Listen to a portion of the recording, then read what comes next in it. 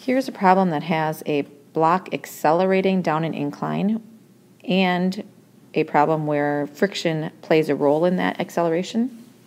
And so this problem, a 3 kilogram block starts from rest at the top of a 30-degree incline and accelerates uniformly down the incline, moving a total distance of 2 meters in 1.5 seconds.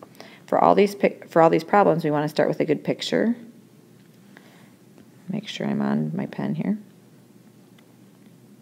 And so the first force we always think about is the weight force, which can always be found with mass times gravity. And in this one, we know the mass and we know gravity, so we'll just plug those in quick. And we get a total weight force of 29.43 newtons.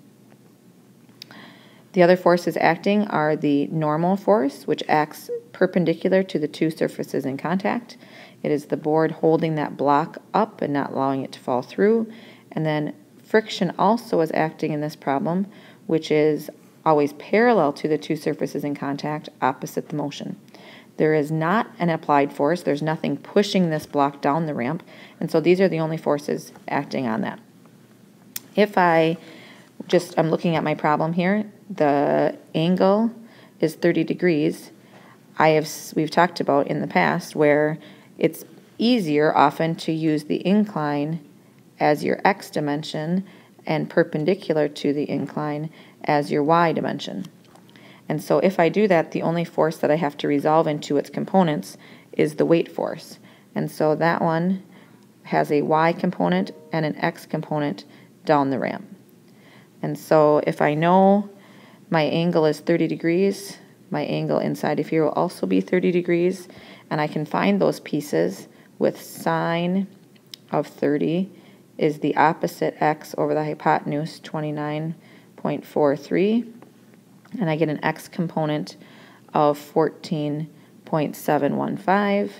I repeat that same process for the cosine of 30 is the adjacent y over the hypotenuse, 29.43, and I get a y component of 25.49.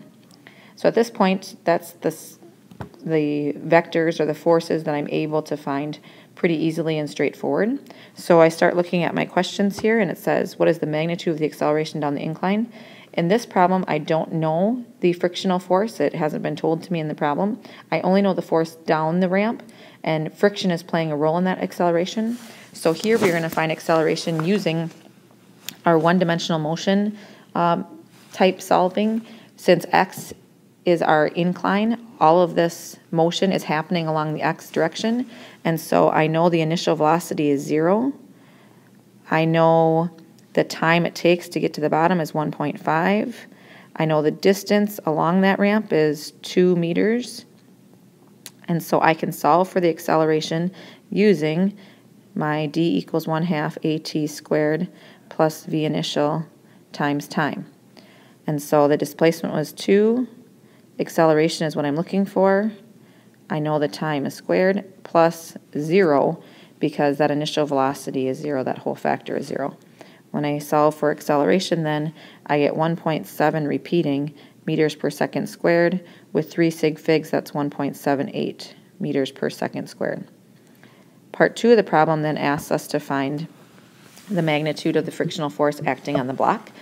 And so if I want to find the friction, it's in the same dimension as the acceleration. And because there is an acceleration in that direction, I know that the forces must not add up to 0, but must add up to some net force. How do I find that net force? Well, I'm going to put all the forces in the x direction and get what that net force is. But I can find it using acceleration as well. And we know Newton's second law is F equals ma. Since I know the mass is 3 and acceleration is 1.7 repeating, I can solve for a net force, which is 5.33 newtons. So I know when I put all my forces together in the x dimension, they should add up to 5.33. Since I have 14.715 newtons down the ramp, if I take away that 5.33 newtons, I should be able to find the frictional force up the ramp, and that is 9.385 newtons. So if I put that here, 9.385 newtons is the amount of friction that is resisting the motion, but still there is 5.33 newtons more causing the block to accelerate down the ramp than the frictional force up the ramp. The next question, the coefficient of friction. The coefficient is dependent on the frictional force and the normal force. And since I just found the friction to be 9.385, I know that piece. I'm looking for the coefficient. The only thing I need to determine is what my normal force is. So just drawing my picture again here quickly. I know the y component and the x component of my weight were 25.49 and 14.715, and friction was 9.38. But there are only two forces acting in the y direction, my y component and the normal.